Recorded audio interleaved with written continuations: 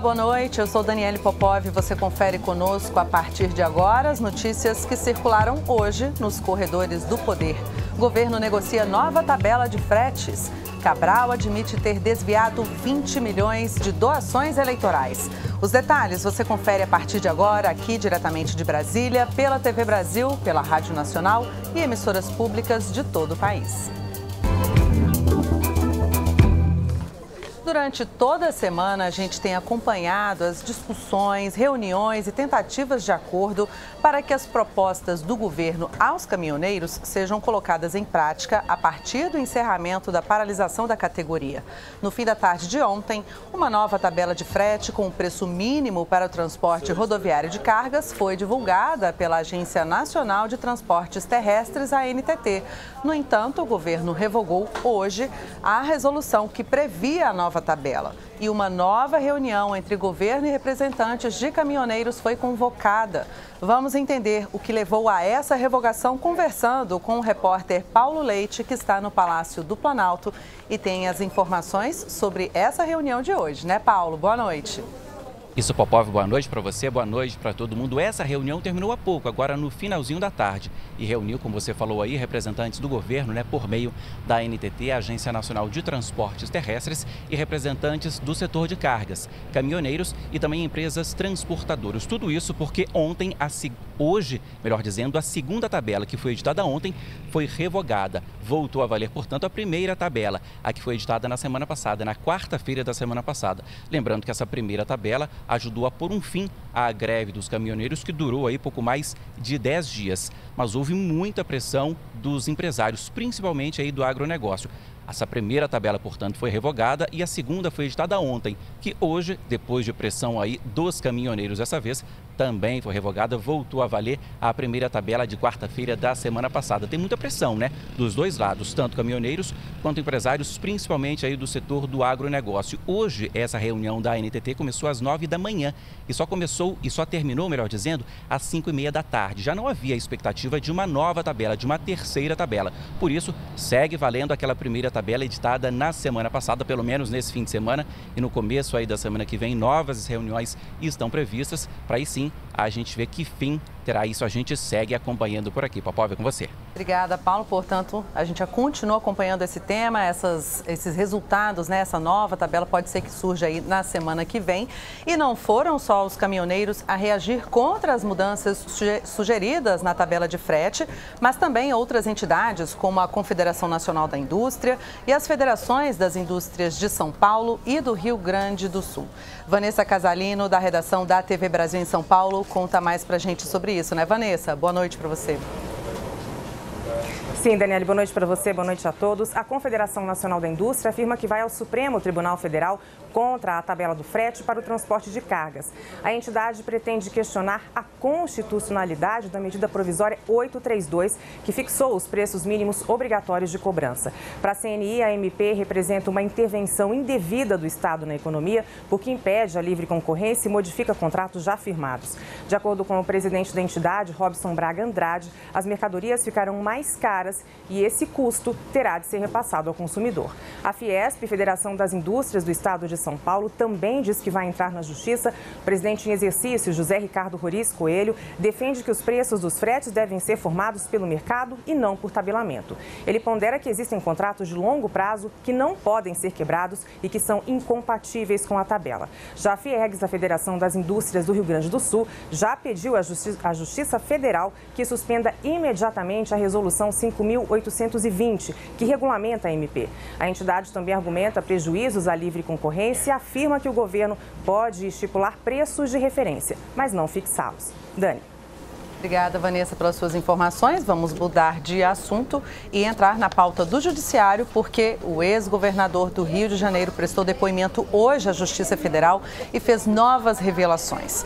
Maurício de Almeida, da redação da TV Brasil no Rio de Janeiro, conta pra gente o que disse Cabral dessa vez, né, Maurício? Boa noite. Oi, Dani, boa noite. Cabral prestou depoimento ao juiz Marcelo Bretas num processo que apura desvios e lavagem de dinheiro. Ao contrário de outros depoimentos, quando ele tinha uma postura muito dura, dessa vez Cabral estava bem calmo e admitiu erros. Reconheceu que conseguiu arrecadar 500 milhões de reais em verbas de campanha e utilizou 20 milhões de reais para pagar despesas pessoais. Cabral disse que não soube se conter diante de tanto poder e acabou se perdendo com a promiscuidade das doações. Quando o juiz Marcelo Bretas perguntou se ele aceitaria ressarcir os cofres públicos, Cabral disse que sim, que vai oferecer o seu patrimônio para a justiça para ressarcir os cofres públicos. Ele disse que não adianta ter patrimônio e, ao mesmo tempo, ficar longe da família. Lembrando que Cabral é condenado atualmente a 100 anos de prisão. Cabral só negou ter conta no exterior e também disse que nunca pediu dinheiro de obras públicas. Aquela história de que ele ficaria com 3% dos contratos, isso Cabral negou. Ontem, Cabral foi denunciado mais uma vez pelo Ministério Público. Foi a 24ª denúncia, desta vez na Operação Câmbio Desligo, que apura a evasão de divisas e também lavagem de dinheiro de um grupo que era autuado por doleiros. Esse grupo teria desviado 1 bilhão e 600 milhões de reais, movimentado dinheiro em 52 países. Cabral foi um dos beneficiados por essa lavagem de dinheiro. E o chefe dessa quadrilha seria o doleiro Dário Messer, que está foragido. Segundo informações da polícia, ele estaria escondido no Paraguai. Agora vamos a Brasília conversar com Carolina Pimentel, que tem informações de uma decisão do Supremo Tribunal Federal. Boa noite, Carol. Boa noite, Maurício. Obrigada. Olha, aqui em Brasília, o ministro do Supremo Tribunal Federal, Celso de Mello, liberou hoje para julgamento a ação penal contra a senadora Gleisi Hoffmann e o marido, o ex-ministro do Planejamento, Paulo Bernardo. No processo, eles são réus pelos crimes de corrupção e lavagem de dinheiro na Operação Lava Jato. Agora caberá ao presidente da segunda turma do STF, o ministro Ricardo Lewandowski, marcar a data do julgamento. Nesse processo, Gleisi Hoffmann e Paulo Bernardo são acusados de receber R$1 milhão em propina em doações para a campanha de Gleisi em 2010. De acordo com depoimentos de delatores na Operação Lava Jato, o valor pago a Gleisi e Paulo Bernardo veio de recursos desviados da Petrobras.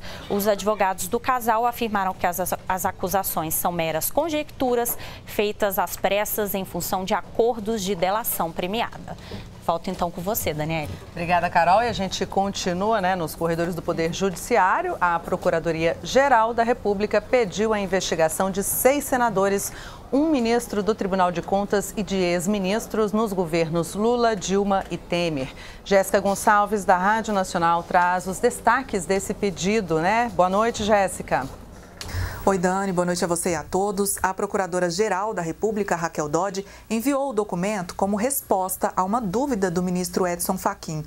No mês passado, Fachin determinou a abertura do inquérito a pedido da PGR para investigar o suposto repasse de 40 milhões de reais em doações eleitorais a políticos do MDB do Senado. Ainda assim, o ministro pediu à procuradora que individualizasse os nomes dos investigados na ação. Na lista enviada ao Supremo, Dodge indica como suspeitos os senadores Renan Calheiros, Jader Barbalho, Eunício de Oliveira, Eduardo Braga, Valdir Raupp e Dário Berger, além dos ex-ministros Helder Barbalho, Henrique Eduardo Alves e Guido Mantega e do ministro do TCU, Vital do Rego. A investigação é baseada na delação do ex-diretor da Transpetro, Sérgio Machado, e do executivo da JF, Ricardo Saldi. Em nota divulgada na abertura do inquérito, o MDB repudiou o que chamou de mais uma tentativa de criminalização da política. Os políticos citados negam qualquer irregularidade. Tem mais decisões de justiça. O ministro do Supremo Tribunal Federal, Gilmar Mendes, mandou soltar o empresário Arthur Pinheiro Machado, preso na Operação Rizoma em abril por decisão do juiz federal Marcelo Bretas. Segundo as investigações, o empresário seria o chefe de um esquema de desvios em fundos de pensão de empresas públicas. Com a concessão desse habeas corpus, o ministro Gilmar Mendes libertou ao menos 21 pessoas presas pelo núcleo da Lava Jato no Rio. Rio. O ministro Edson Fachin, relator da Lava Jato no Supremo, rejeitou mais um pedido de liberdade do ex-ministro Antônio Palocci, preso preventivamente há mais de 2 anos no Paraná. No recurso, a defesa alega que Palocci não representa risco às investigações em andamento por não ocupar mais cargo público e que a possibilidade de cometer novos crimes é mera suposição. Ao negar o habeas corpus, Fachin ressaltou que um pedido de liberdade de Palocci já foi rejeitado pelo plenário do STF em abril e que não existe justificativa para uma nova análise. A defesa do ex-ministro disse que vai entrar com um novo recurso contra a decisão de Fachin. Em paralelo, Palocci tenta emplacar um acordo de colaboração premiada, no qual revelaria diferentes negociatas entre empresários e governo durante o período em que foi ministro dos presidentes Lula e Dilma. Uma possível delação, entretanto, ainda não foi homologada pela Justiça. Agora a gente volta a falar com a Jéssica Gonçalves, que tem informações sobre um deputado estadual mineiro que se entregou. Ele era envolvido na máfia dos sanguessugas e fraudava licitações para a compra de ambulâncias. Jéssica. O deputado estadual Cabo Júlio, do MDB de Minas Gerais, se entregou na noite de ontem à Polícia Militar de Belo Horizonte. Ele foi condenado pelo Tribunal Regional Federal da Primeira Região, aqui em Brasília, a 4 anos de prisão por improbidade administrativa. A acusação é de envolvimento em fraudes em licitações para a compra de ambulâncias no esquema conhecido como máfia dos sanguessugas. De acordo com denúncia apresentada pelo Ministério Público Federal em 2006, Cabo Júlio apresentou emendas orçamentárias para beneficiar municípios mineiros que concordavam em favorecer as empresas dos envolvidos com o esquema. Em troca, o então deputado federal recebia parte do valor arrecadado pelos empresários. A defesa do deputado já entrou com pedido de liberdade no Superior Tribunal de Justiça e alega que a execução provisória da pena é precipitada. Eu volto com você, Dani. Nesta semana, o ministro da Segurança Pública, Raul Jungmann, disse que vai autorizar a liberação de 50 milhões de reais para o combate à violência em Minas Gerais. Desde domingo, várias cidades tiveram ônibus incendiados por ataques criminosos. Segundo o ministro Jungmann, os primeiros 15 milhões de reais serão liberados imediatamente para ações emergenciais. Dinheiro que deve estar sendo bastante aguardado, né, Carolina Pimentel, pelos municípios, e pois já tem quase uma semana que esses ataques acontecem lá em Minas, né? Isso, já foram 89 veículos atacados em Minas Gerais. Esse número foi divulgado hoje pela Polícia Militar e essas ocorrências se deram em 37 cidades. Os ataques mais recentes ocorreram na noite de ontem em Belo Horizonte. Até o momento, 82 pessoas foram presas e 22 adolescentes apreendidos por suspeitas de envolvimento com os ataques.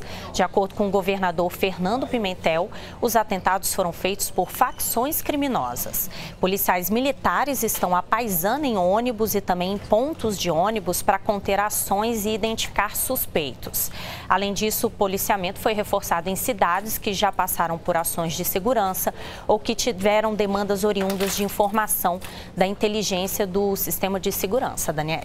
Obrigada, Carolina. Bom, a gente vai para o próximo intervalo. No próximo bloco, a gente traz informações da área de saúde para você.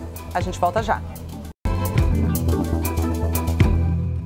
Estamos de volta nos Corredores do Poder. Antes do intervalo, eu disse que a gente ia voltar com informações sobre saúde, mas antes nós vamos voltar a falar com o repórter Paulo Leite lá no Palácio do Planalto, porque ele tem mais informações sobre uma decisão do Supremo Tribunal Federal que diz respeito à greve dos caminhoneiros, né, Paulo? Isso, Popov, saiu há pouco que outras 46 empresas transportadoras de carga também terão que pagar multa. A decisão é do ministro Alexandre de Moraes, do Supremo Tribunal Federal. Agora, portanto, ao todo, 151 empresas transportadoras terão que pagar multas que no total chegam a 846 milhões de reais. O pedido foi feito pela Advocacia Geral da União, órgão que defende o governo, nessa terça-feira, 3 dias atrás. Hoje, o ministro Alexandre de Moraes concordou com os argumentos e colocou essas outras 46 empresas no rol de empresas que terão que pagar multas que, portanto, repetindo, chegam a 846 milhões de reais. Você, Popov. Obrigada, Paulo, pelas suas informações. E agora eu trago uma notícia que pode ser um avanço na área de saúde do Brasil, especialmente para pacientes de câncer.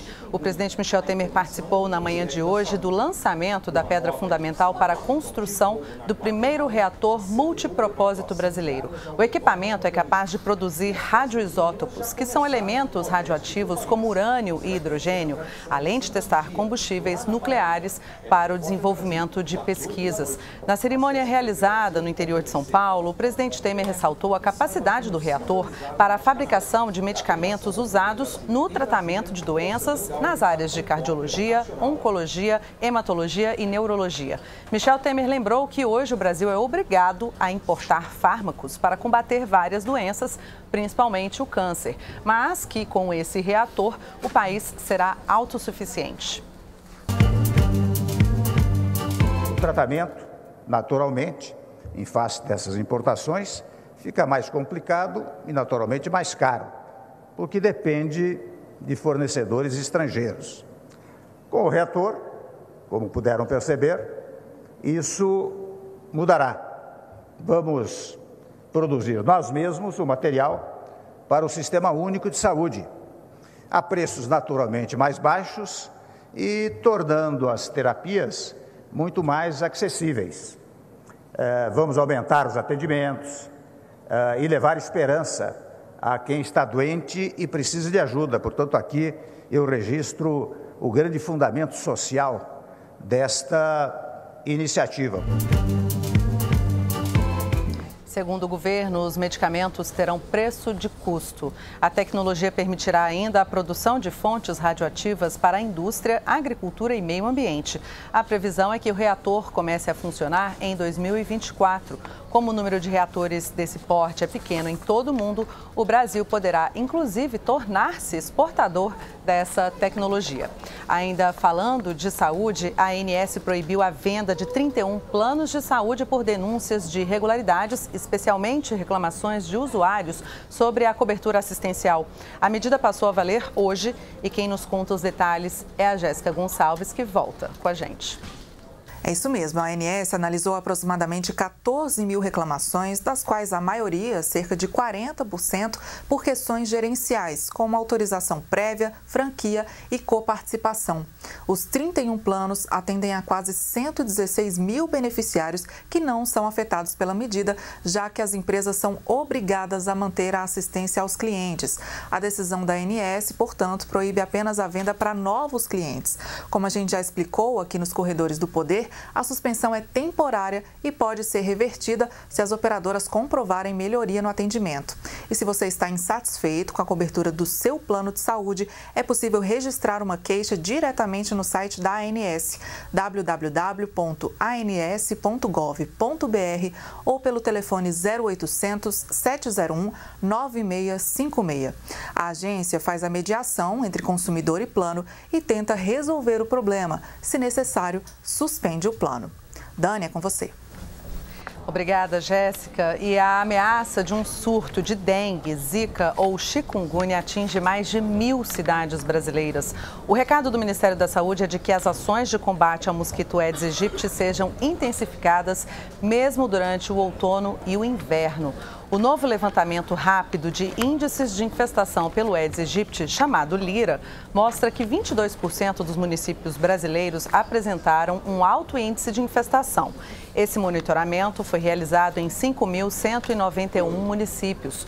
São 2.069 municípios em alerta. Das capitais, 3 estão com índice satisfatório, 2 capitais estão em risco e 16 capitais estão em alerta.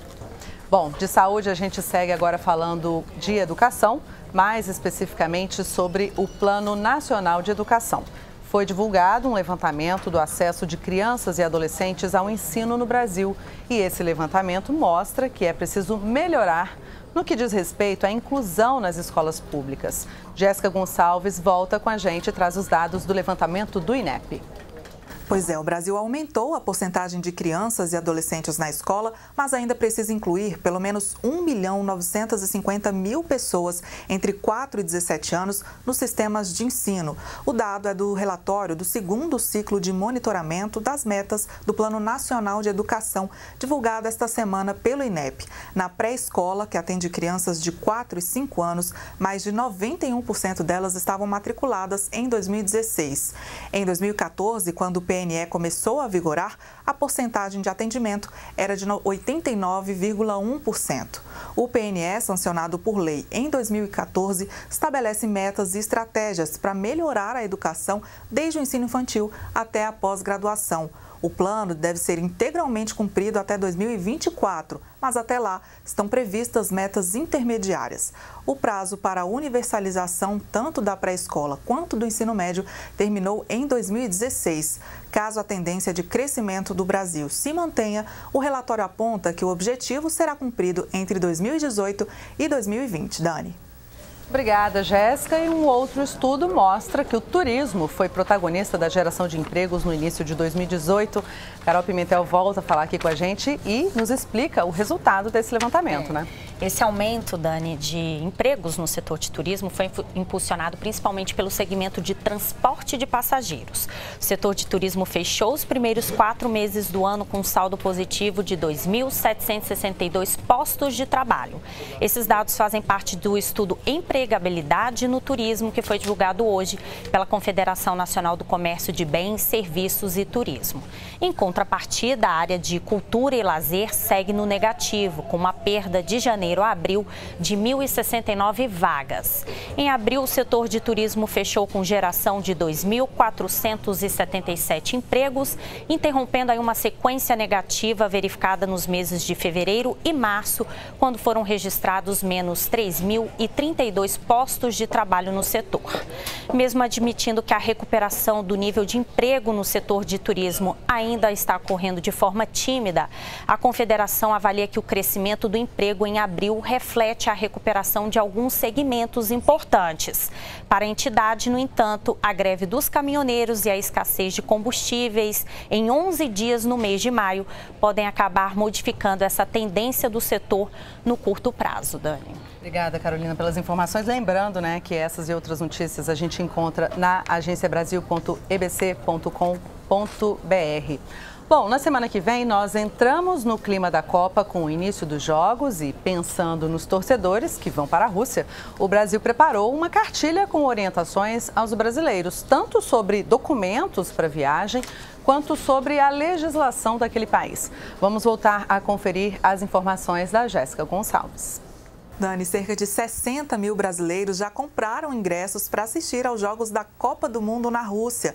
Para evitar que imprevistos prejudiquem a viagem dos turistas ao principal evento de futebol do planeta, o governo brasileiro preparou em versões impressa e digital o Guia Consular do Torcedor Brasileiro.